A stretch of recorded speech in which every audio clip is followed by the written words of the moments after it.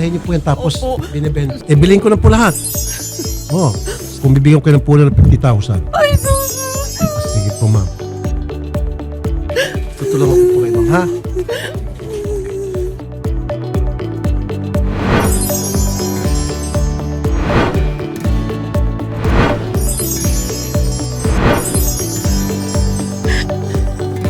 Sobra po. Thank you, Senator Rafi. Ilan taon po kayo nakulong? 30 years po. Pagpunta mo doon sa Batangas para puntahan yung iyong family, wala na sila doon. Wala na po. Yung kay tig 100,000. Ayun pala ang surprise! Ang mga kapatid niyo po.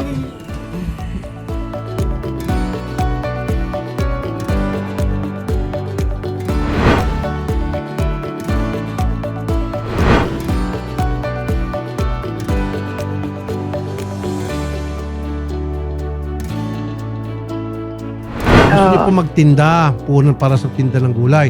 Sige po, ipapadala po namin sa inyo yung Marami po 50,000. salamat sa tulong nyo. Walang anuman po.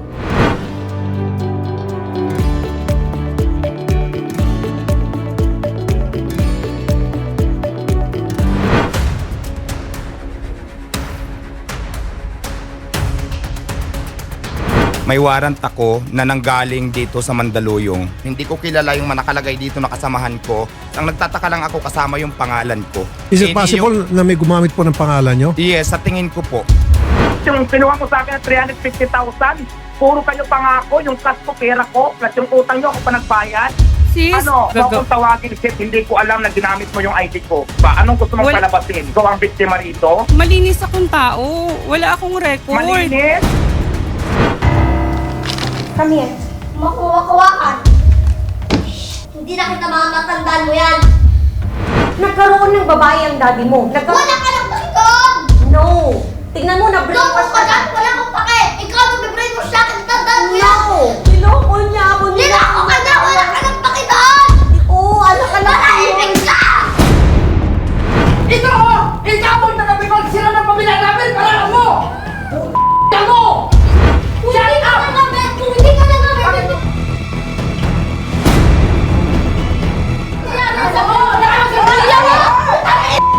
Wisit ka! Bakit mo ginawa ko sa tita mo ngayon niya?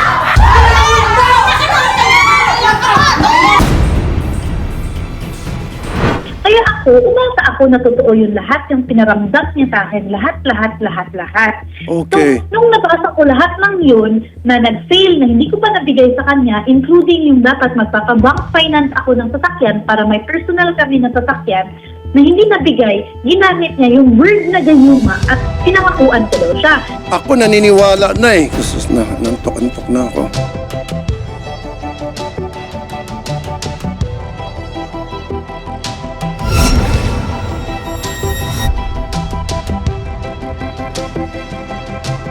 So yung mga pera na dapat mapunta po sa negosyo ninyo sa inyo, napupunta sa kanya? Opo. Sabi ko po, lahat ng payment dun sa mga segunda mano items po na binabenta ko, sa akin po, sa GCash ko and sa bank ko po lahat isesend. Then Okay. yung pala po, tinatakot niya po yung mga staff ko. Manager daw po siya. Sa kanya po dapat ire-report, wag daw po sa akin. Lahat po yun, sa GCash niya po lahat bumagsak yung pera. Yung pong mahigit 1 million, gaano katagal? Isang taon mahigit. And chinek ko po yung GCash transaction, nakita ko po puro casino. Certified na scammer to at sasampa ng kasong qualified tip. 1 million above. No bail yan. No bail siya. Naku, mabubulol sa bilangguan.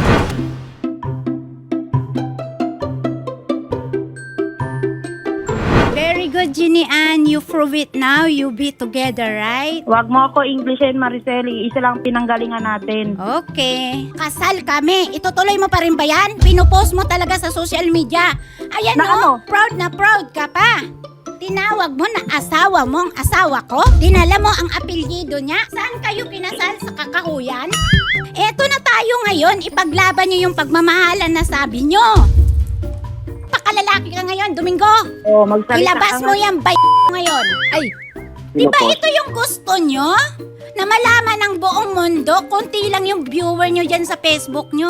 Nandito na tayo, kaya wag nyo nang itago. Ilabas nyo na para maging totoo kayong asawa. Anong lahi mo? Yung Pinoy po, tapos all abroad. All abroad, tapos may dugong Pinoy. Yung kada bansa po, May lahi ka? opo, all Mother Earth ang tawag.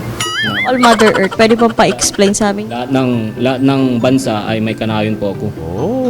Yun ang dugo ko. Tapos Pinoy pa. Dati sinuntok ako ng tatay ko nung bata ako kasi akala niya matanda na ako. What is your message right now to King Charles?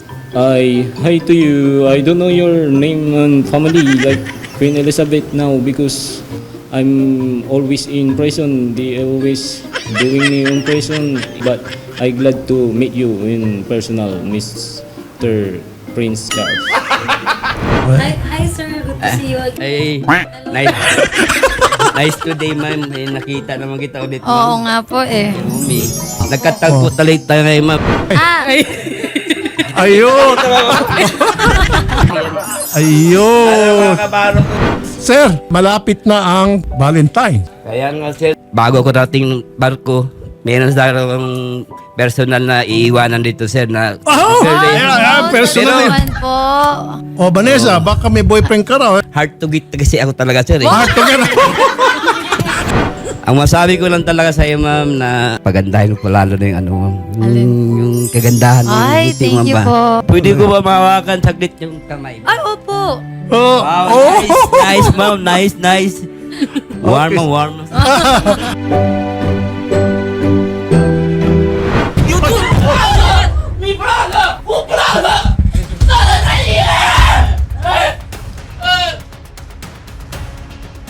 Oh my God. Nirereklamo ko po sa kanya yung pananakit niya po sa akin. May nabasa po siyang conversation. Nakala niya po nag-cheat po ako sa kanya. Siya po hindi niya po naintindihan gawa ng Tagalog. Akala niya kaagad nag-cheat ako sa kanya. Umuwi po siya ng bahay, nakita ko siya may chikinini sa leeg. I don't have this. Inamin niya po na meron nga po 22 years old. Tumawag ko ba sa inyo anak niyo si Maria Abigail para magpa-rescue? Ay, hindi po. Paano niyo po nalaman na kailangan niya hong ma-rescue? Simula po nung nakulong po yung lalaki, hindi na po siya nagpakita sa amin. Uuwi lang po ako dun, Makuyo. Anong may kaso kay Lupin? Hindi.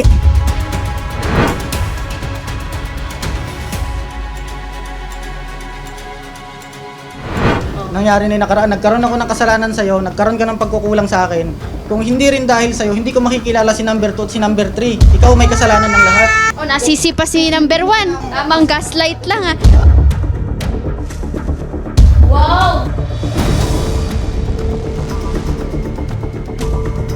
Nagharap po kami sa barangay, pinagbabantaan niya po ako. Itong huli po, kung sino man tumulong sa akin na makuha ko po yung mga bata, isa-isahin niya po. Ano pong meron sa kanya at nagustuhan niyo siya? Kayong tatlo sabay-sabay pa. Magaling po mambola. Yun ang yun. Mabulaklak po, tas puro po siya pangako. Sa Miyerkules ng umaga, bayad na yung mga tao. Bibigyan ko pa kayo, tig 2,000 bawat isa. Okay.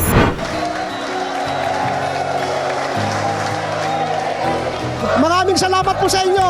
At sa biyayang pinagkaloob niyo sa inyo, maraming salamat po. Salamat sa'yo, Idol Rapi Tulpo. Ika'y sandalat ng mga inaaping Pilipino. Hindi po sapat ang mga sweldo at benepisyo daw ninyo. Tama ba, sir? Opo. Padalan ko kayo dyan ng cash. Ito, pera padala para meron pambili kayo ng mga pansit o ano man. Papadala ko ng 30,000 para tig 1,000 kayo.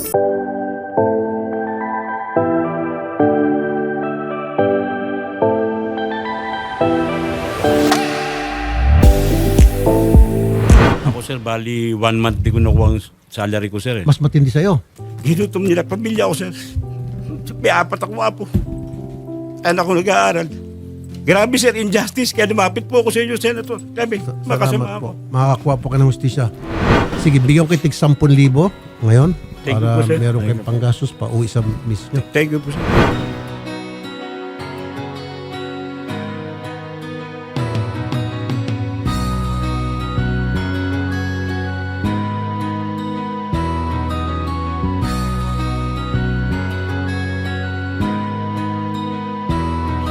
OFW na nasa loob ng isang bus na nawalan po ng buhay noong August 4 din.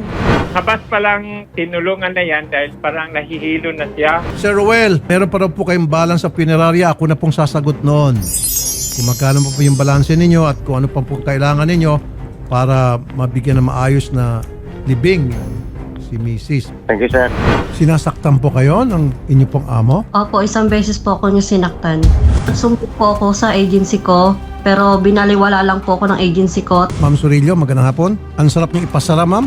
Nagsumbong na pala sa inyo itong si Ma'am Remalyn, dead ma lang daw kayo. Wala po talaga ako na-receive sa kanya kasi Tumawag ako. Sinungaling ka, tumawag ako. I-rescue po kayo sa araw na ito. Yung sarap eh. Thank you po.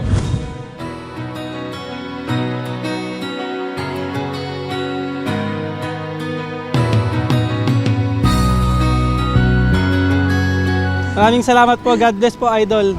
Thank you. Mga Lods, maraming salamat po sa isang buong taon ng pagsama nyo sa amin dito sa Rapid Tulfo in Action. Sama-sama pa rin tayo sa susunod pang mga taon na pag-aksyon at syempre pagtulong. Isang ligtas at masayang pagdiriwang ng bagong taon sa inyong lahat. Saludo po ako sa inyo.